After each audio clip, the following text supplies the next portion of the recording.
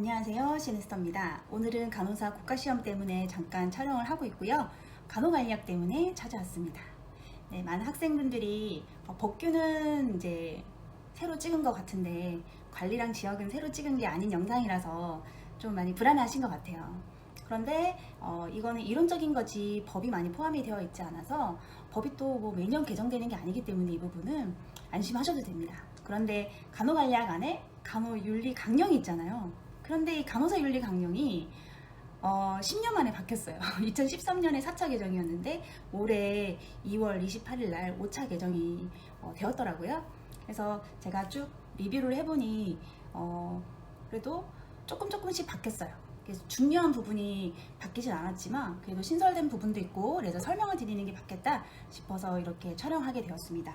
2024년 대비 간호사 국가시험 핵심 문제집이나 요약집에 아직 5차 개정이 반영되지 않은 내용들이 있을 수도 있어요. 그래서 여러분들이 그거 고려하시고 보시면 되고요. 2023년에 개정이 되었으니까 이제 막 개정되었으니까 2024년이나 2025년쯤에는 이 내용 한번 나올 수 있겠죠, 시험에. 여러분들이 혼자 공부하는 것보다는 또 저랑 같이 공부하면 좀 안심되는 부분이 있으니까 같이 한번 보도록 할게요.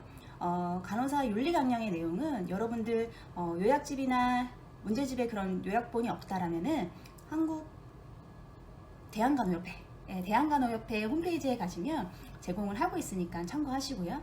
저랑 같이 한번 보도록 하겠습니다.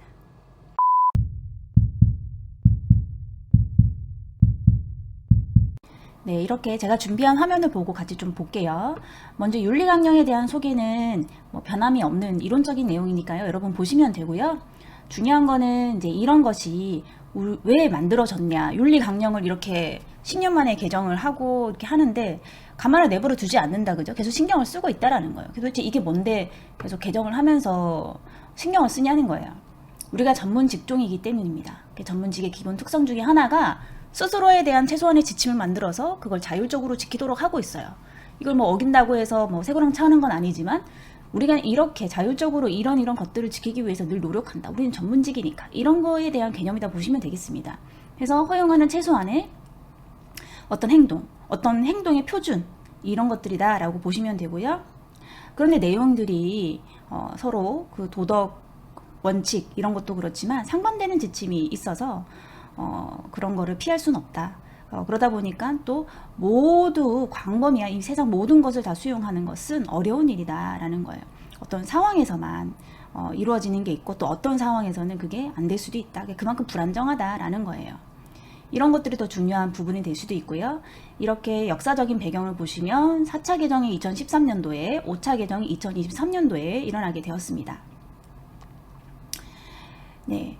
이렇게 간호사 윤리 강령은요, 서문이 있고 이렇게 강론에서 16개로 구성이 되어 있어요. 저희 그 대한간호협회 홈페이지를 보시면 간호사 윤리 강령이 있는 거고요. 이 앞쪽의 내용이 서문이고 뒤에 나오는 게 이제 강론의 내용인데 강론이 이렇게 세 가지 범주에 대해서 간호사와 간호 대상자, 전문인으로서의 간호사의 의무, 간호사와 협력자 이렇게 세 가지 영역에 대해서 16개 항목이 있다라고 보시면 되겠습니다. 서문의 내용이 사실 더 헷갈려요. 문제가 이렇게 나올 수 있어요. 서문에 간호의 근본 이념 나오죠. 간호사의 책무 나오죠. 간호사의 역할 나오고 재정 목적 나와요. 근데 이거를 공부할 때 줄치면서 읽으면은 마땅한 내용이고 옳은 내용이니까 그게 끄덕끄덕 하면서 읽어는 지는데 이게 섞어서 나오면 헷갈리는 거야. 예를 들어서 간호사의 역할이 아닌 것은 이랬는데 간호 근본 이념에 대한 내용이 나올 수도 있어요. 그럼 다 좋은 말이니까 우리 좋은 말은 또 정답이라고 생각을 하잖아요.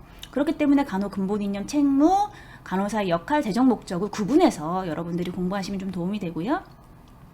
또 그 다음에 강론 공부할 때에는 이런 식으로 나올 수 있어요. 각 항목에 대한 설명을 주고는 이게 어떤 항목에 대한 설명인가. 예를 들어서 올해 새로 신설된 게 7번이거든요. 간호사는 첨단 의과학 기술을 포함하여 생명과학 기술을 적용받는 것을 간호 대상자를 돌볼 때에 인간 생명의 조언과 가치를 이렇게 한다. 이렇게 나와 있잖아요. 근데 이거를 보고 어떤 항목인가 이랬는데 여기 첨단 의과학 기술이 나왔어. 이런 거는 첨단도 들어가줘야지 하고 답을 첨단 생명과학 기술 연계와 경계 이렇게 할 수 있어요. 그런데 다르다, 그죠? 끝까지 읽어보시면 인간 생명의 존엄과 가치를 이제 이렇게 나오잖아. 그래서 이렇게 각 항목에 대한 설명을 하나씩 읽어보시는 것도 중요합니다. 그리고 이 각 영역 범주 안에 들어가는 것들도 구분하셔야죠. 전문의로서의 간호사의 의무에 건강 환경 구현 이런 게 들어가는 거는 아니잖아요. 각각마다 해당하는 범주가 있잖아요. 그래서 이거를 좀 구분해서 여러분들이 공부하시면 공부할 때 좀 도움이 될 것 같아요. 시험에 나오는 포인트를 좀 먼저 짚어드렸고요. 이제 하나씩 보도록 하겠습니다. 간호사의 근본 이념부터 서문에서 설명을 하고 있어요. 이념은 인간 생명을 존중하고 인권을 지키는 것이다. 네, 여기서는 크게 뭐 별다른 차이는 없고요. 간호사의 책무에서 건강을 증진하고 질병을 예방하고 건강을 회복하고 고통을 경감하고 하나, 둘, 셋, 네 개죠. 네 개는 시험에 나오기 정말 좋거든요. 중간고사, 기말고사용으로는. 여러분들이 이거 한번 참고해서 보시면 될 것 같고요. 그 다음에 간호사의 역할도 이렇게 자기 결정권을 존중하고 간호 대상자 스스로 건강을 증진하는 데 필요한 지식과 정보를 획득하여 최선의 선택을 다할 수 있도록 돕는다. 크게 바뀐 건 없어요. 그 다음에 재정 목적도 국민의 건강과 안녕에 이바지하는 전문직 종사자로서 간호사의 위상과 긍지를 높이고 윤리의식 제고와 사회적 책무를 다하기 위하여 이 간호 윤리 강령을 제정했다라는 거예요. 원래는 전문인이었거든요. 4차 개정에는. 근데 이제 5차 개정이 되면 전문직 종사자로. 요 정도 이렇게 바뀌었어요. 글자가 약간 바뀐 거 정도로. 그래서 여러분들이 요거를 좀 참고해서 서문 내용을 보시면 되겠습니다. 그다음에 16개의 항목이 있는 이제 강론의 내용을 보시면은요. 먼저 간호사와 간호 대상자죠. 그래서 평등한 간호, 개별적인 요구 존중, 사생활 보호와 비밀 유지, 알 권리 자기결정권, 취약한 대상자 보호, 건강 환경 구현. 네, 이런 내용들이 4차 개정 때에는 3차 개정에 비해서 많이 바뀌었단 말이에요. 뭐 갑자기 사생활 보호가 딱 들어온다든지 이런 식으로 많이 바뀌었는데 지금은 크게 바뀐 건 없어요. 그래도 바뀌긴 했으니까 우리 좀 보자면 이게 6번까지만 있었는데 항목 7번이 생겼다라는 거예요. 그래서 7번이 우리 간호사와 이 대상자가 되는 그 사이에서 인간의 존엄성은 보호되어야 된다라는 거예요. 그 내용을 또 같이 봐야겠다, 그죠?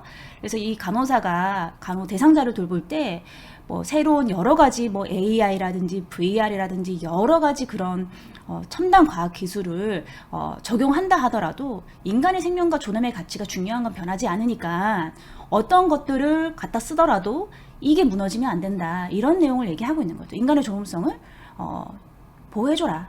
이거를 간호와 대상자 범주 안에서 설명을 하고 있어요. 7번이었고요. 그 다음에 전문인으로서의 간호사의 의무, 네, 범주 안에서는 간호 표준 준수, 교육과 연구 요 그대로 가고요. 정책 참여가 들어왔어요. 원래 여기가 뭐였냐면은 전문직 활동이었습니다. 전문직 활동이 이제 정책 참여로 바뀐 거예요. 여러분들 우리 간호법 할 때 뭐 간호사들도 그렇고 학생들도 그렇고 뭐 다 참여 많이 독촉했잖아요. 저도 갔었는데 참여해야죠. 참여해서 결국은 간호사의 위상과 간호사의 권리 보호를 위해서 하는 건데 이거를 현장에 있는 간호사들은 지금 오늘 일이 너무 바쁘기 때문에 그 먼 그림까지 그리기가 어렵단 말이에요. 그런데 피곤한데 저 멀리까지 와서 해라고 했을 때 잘 동료되지 않을 수도 있어요. 간호 학생도 마찬가지예요. 공부한다고 지금 피곤한데 저기 와서 내가 이렇게 앉아있는 게 지금 나는 지금 이제 학생인데 이러면서 이게 와닿지 않을 수 있어요.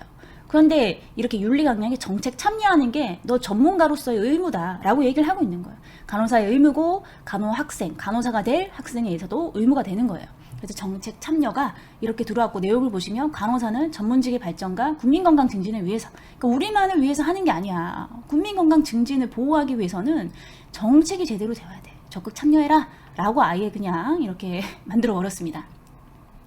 나머지 내용 바뀐 거 없고요. 간호사와 협력자 범위를 보시면 관계윤리준수 원래 있었고요. 간호 대상자 보호 원래 있었고요. 첨단 생명과학기술 협력과 경계. 이거 너무 말도 어렵다 이거. 원래는 뭐였냐면 생명과학기술과 존엄성 보호였습니다. 근데 이렇게 경계라는 내용이 또 들어가면서 새롭게 바뀌었습니다. 간호사는 첨단 생명과학기술을 적용한 보건의료 연구에 협력함과 동시에 윤리적 문제에 대해 경계하고 대처한다.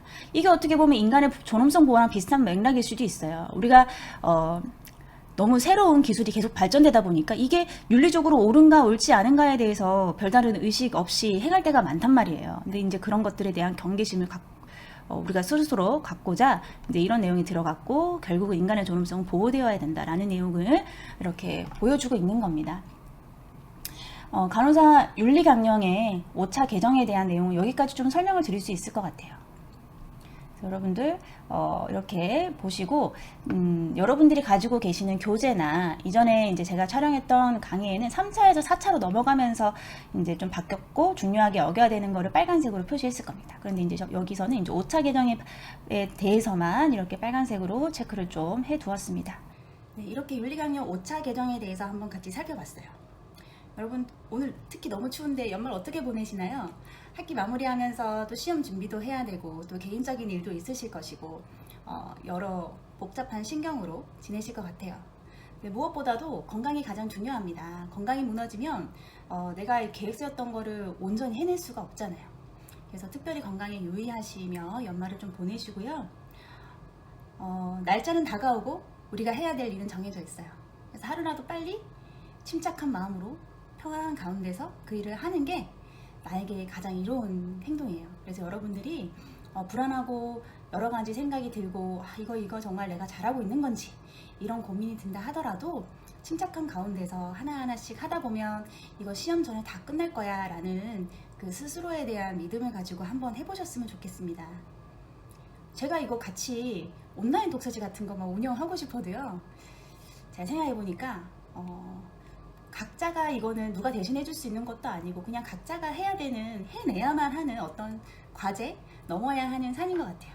네, 같이 손잡고 넘어주고 싶지만 눈에 보이지 않는 손은 잡고 있을게요. 그런데 혼자 넘어야 돼요. 그래서 여러분들이 좀 불안한 마음이 있으시더라도 스스로를 다독여가면서 이 시간을 이왕이면 어차피 지나가야 되는 시간 괴롭게 보낼 이유가 뭐 있나요?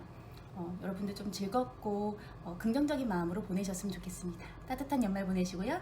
또 좀 이따가 만나요. 안녕.